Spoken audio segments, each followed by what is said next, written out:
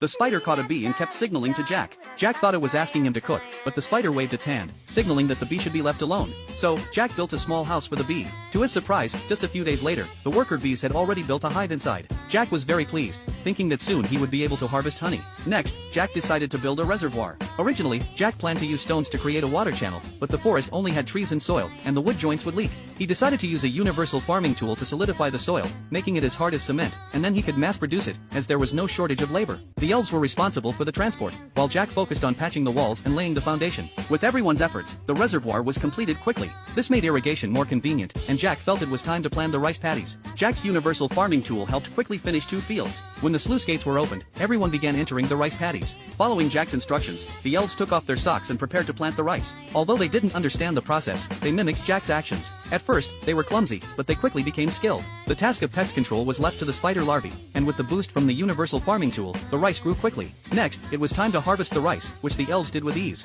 A few days later, after the rice was dried, Jack turned the universal farming tool into a threshing machine. The girls didn't quite understand but thought it was magical. They then sifted out the debris, used a stone mortar to hull the rice, and a wooden pestle to remove the bran. When Jack saw the shiny rice, he was so excited that he nearly cried. But the rice still needed to be cooked. He started by simmering it on low heat, then boiling it on high heat, and finally simmering it again. At last, the miracle happened. Since there were no side dishes, Jack molded the rice into balls, filling them with pickled salted fish. After tasting it, everyone immediately loved the flavor. Jack didn't even try one himself. Though he hadn't tasted it, seeing the happy expressions on their faces made him feel it was worth it. The next day, Jack and the elves planted rice again. When everything was done, Jack realized that no matter how dirty the elves were, they could instantly clean themselves with magic. But only he needed to wash himself. So, he decided to build a bathhouse. Although the elves didn't know what a bathhouse was, they followed Jack's instructions and finished it. Jack was especially satisfied with the size of the bathtubs. But a new problem arose. The bathwater and waste would directly flow into the river. The angel, however, said that all they needed were some cleaning slimes, and that would solve the problem.